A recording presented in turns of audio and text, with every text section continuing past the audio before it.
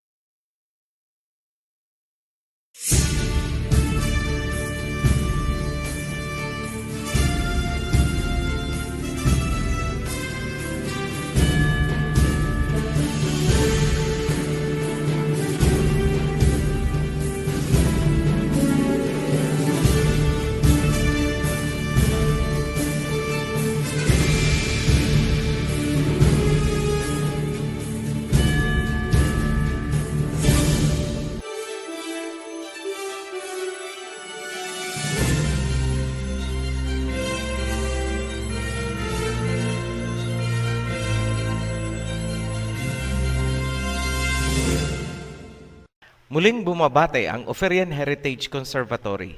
Mga kababayan kong Pilipino Oferians, inihahatid sa inyo ng Oferian Heritage Conservatory ang isang kaalaman na nabaon sa loob ng libu-libong taon. Ang Misaya na tagapagligtas ay kalahi ng mga Pilipino. Panoorin ang buong video. Paalala, mag-ingat sa mga chop-chop videos mula sa mga pages na nagpapanggap na sila ang Oferian Heritage Conservatory. Watch direct dito sa ating YouTube channel. Natapos natin sa nakaraang 3 videos ang World Territories na ipakita natin ang mga teritoryo ng mga anak ni Noah na sina Shem, Ham, and Japheth. Ang mga lupain na kanilang natanggap ay para sa kanilang mga henerasyon through eternity.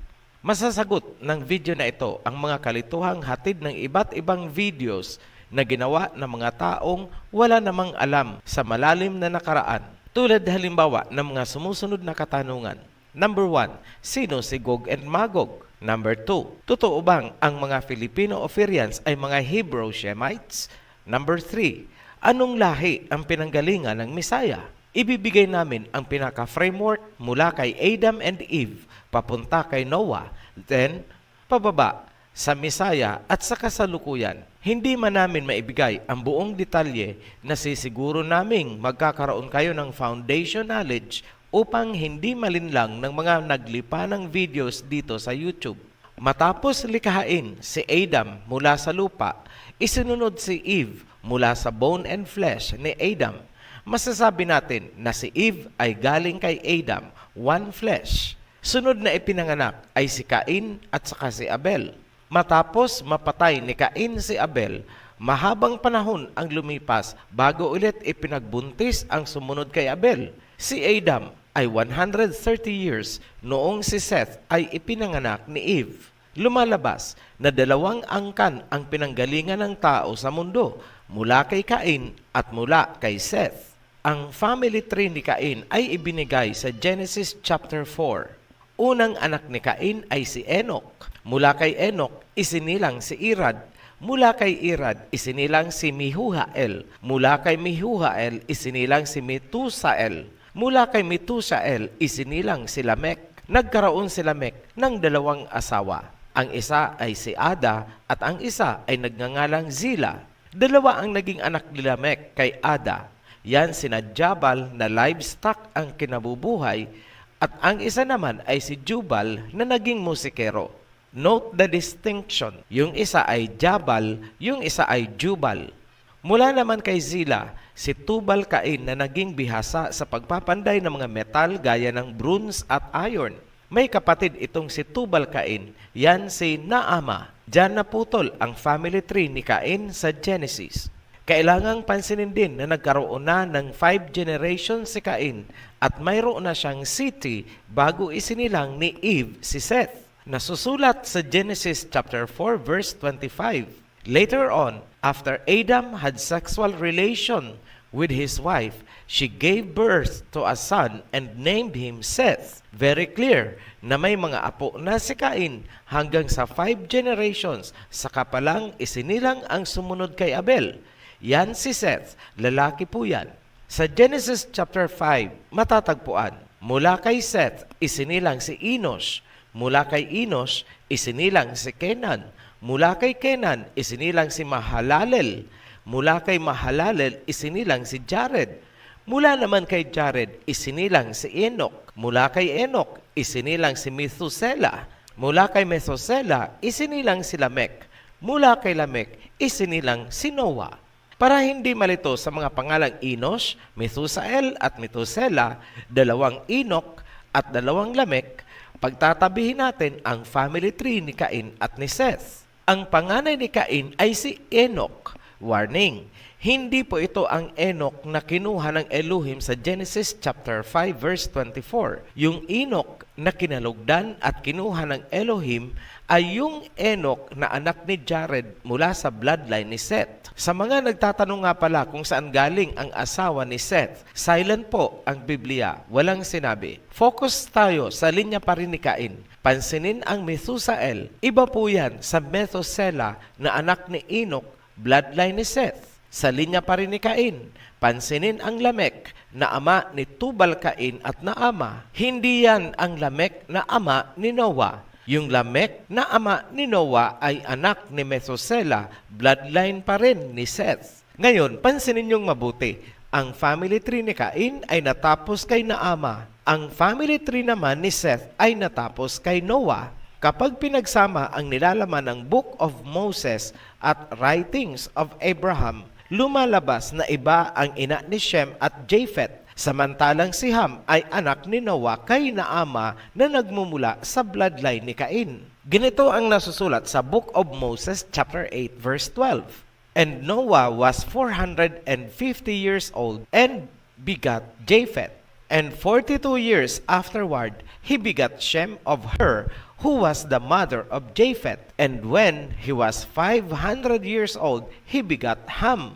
Pansining mabuti na binigyan din ng Book of Moses na iisa ang nanay ni Japheth at ni Shem. Kaya parang lumalabas na iba ang ina ni Ham. Ganito naman ang nasusulat sa Writings of Abraham, chapter 11, verses 1 hanggang 3. And when Noah was 450 years old, he begat a son, and he called his name Japheth. 42 years later, he begat another son of her, who was the mother of Japheth, and he called his name Shem. 8 years later, Noah begat a son of his wife Naama, who was of the seed of Cain, and he called his name Ham. Ngayon, sino ang unang asawa ni Noah? Hindi maklaro ang unang asawa ni Noah, ngunit lumalabas na ito ay posibleng galing sa mga anak ni Enoch, bloodline pa rin ni Seth. Dahil sa mga informasyon na nakalap natin, we believe na ang ina ni Shem at Japheth ay iba sa ina ni Ham. In other words, half-brother lang si Ham ni Shem and Japheth. Katunayan, si Ham ay younger brother ni Shem at Japheth. Ngayon, dahil nasa overview pa lang tayo ng family tree, gusto naming tandaan nyo lang na si Naama ay anak ni Lamech na apo ni Cain sa talampakan. Si Naama at Ham ang bloodline ni Cain na sumakay sa ark at nakaligtas sa baha. Sila ang carrier ng serpent seeds, ngunit ito ay inactive at muling nabuhay kay Canaan. Mula kay Canaan, napunta sa lahi ni Japheth ang serpent seeds. Kung paano nangyari, tatalakayin natin sa mga susunod na video hanggang makarating tayo sa Gog and Magog series. Family tree lang muna ang focus natin dito, hindi pa po tayo lalayo. Ayon sa Genesis, 8 tao lang ang nakaligtas sa baha. Si Noah, asawa niyang si Naama, 3 anak ni Noah at ang kanilang mga asawa, total of 8 persons. Sa world history, ang generations ni Shem ay tinatawag na Shemites, Semites, or Semitic. Yung kay Ham ay mga Hamites at yung kay Japheth ay mga Japhethites. Dumako tayo sa family tree muna ni Shem ayon sa Genesis chapter 10 verse 21 hanggang 31. 5 ang anak ni Shem na inilatag sa Genesis. Yan sina Elam, Ashur, Arphaxad, Lud at Aram. Lahat ng generations na galing kina Elam, Ashur, Arphaxad, Lud at Aram ay tinatawag na mga Shemites dahil lahat ay galing kay Shem. Halimbawa, ang mga anak ni Elam na tinatawag ding Elamites ay mga Shemites din. Mag-focus tayo sa pinagmula ng Hebrews. Mula kay Arphaxad, isinilang si Heber or Eber. Kay Eber, nagmula ang mga Hebrews. Klaruhin natin, ang mga lahi o bansa galing kay Elam, Ashur, Lod at Aram ay mga Shemites din, pero hindi sila mga Hebrews. Strictly speaking, ang Hebrews ay nagmumula lamang kay Heber. May kaugalian ng panahong yon. Kung sino ang pinakaninuno, yun ang tawag sa kanyang lahi.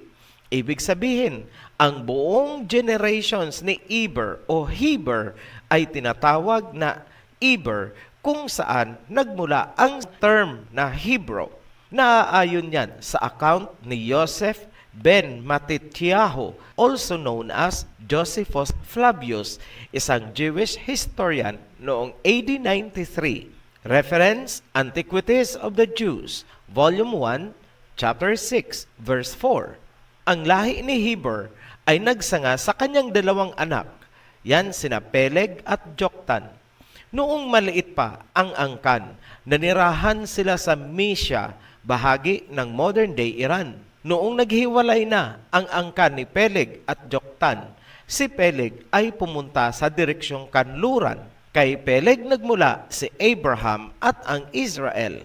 Kay Joktan naman galing ang mga Oriental Hebrews ng silangan. Asian nations po, kasama dyan ang Ophirians o mga Pilipino. Sa Genesis chapter 11, verse 19, inilarawan ang descendants ni Peleg. Iwanan natin saglit si Joktan. Mag-focus muna tayo kay Peleg. Matatagpuan sa Genesis chapter 11, verse 19, inilarawan ang kanyang descendants. Mula kay Peleg, isinilang si Reu. Sundan pababa ang chart hanggang dumating kay Terah. 3 ang naging anak ni Terah. Yan sina Abram na naging Abraham bandang huli. Then kapatid niya si Nahor, parang junior po ito sa lolo. At si Haran.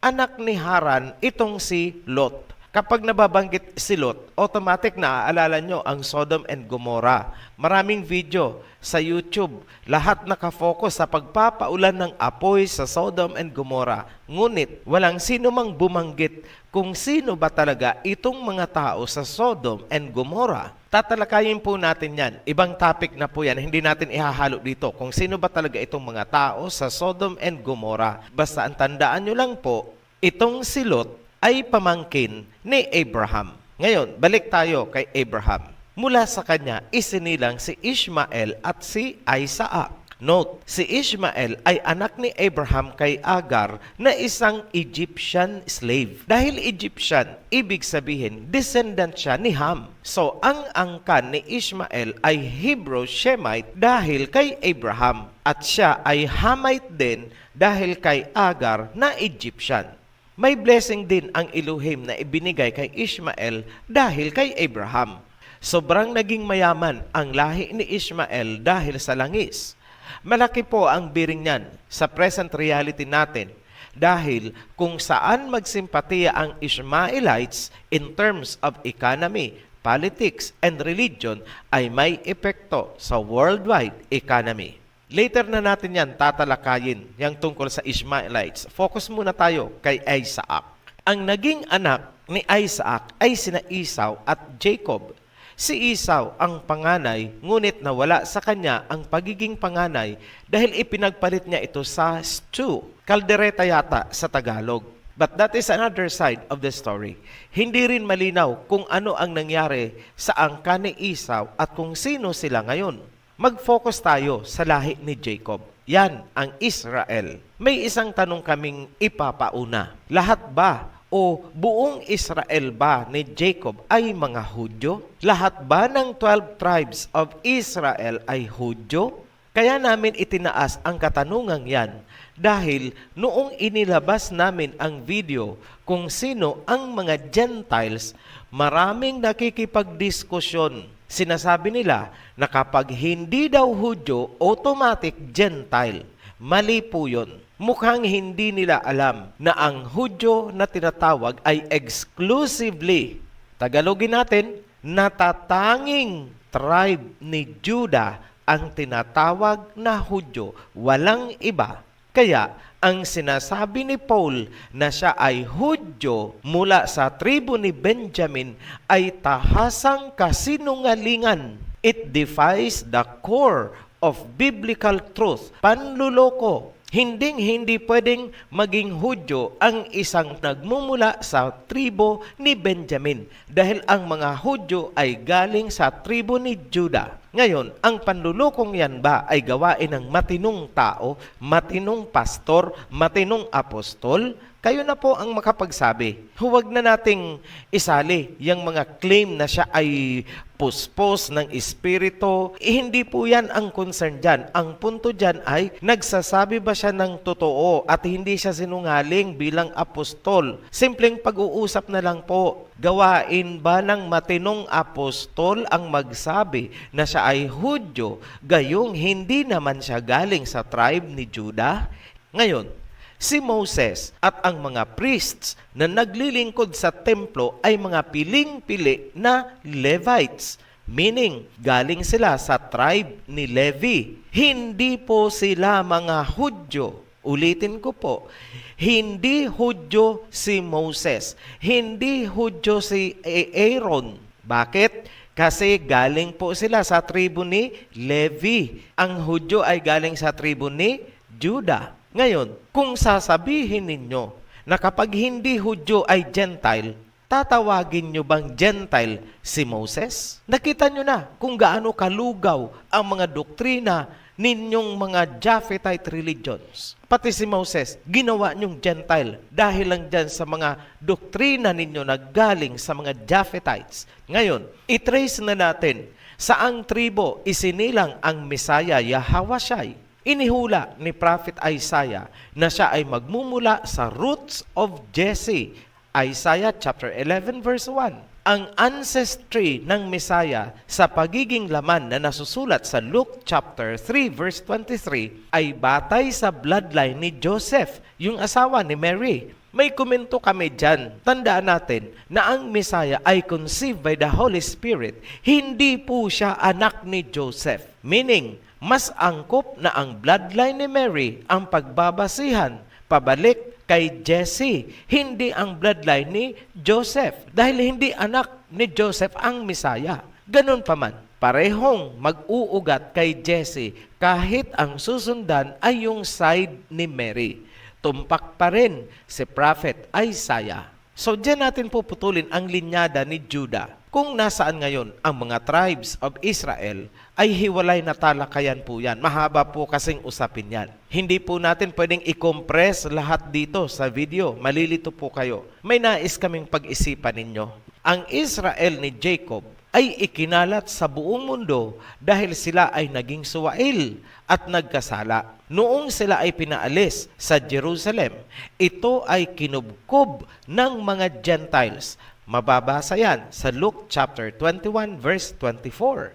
Ngayon, dahil ang Israel ni Jacob ay ikinalat sa buong mundo, sino ba itong mga puti na nakikita nyo ngayon sa Israel at nagkukunwaring mga Hudyo? Ulitin po namin ang premise ng tanong. Ang totoong Israel ni Jacob, ang 12 tribes of Israel ay nagkasala, naging suwail. Ikinalat sila sa buong mundo.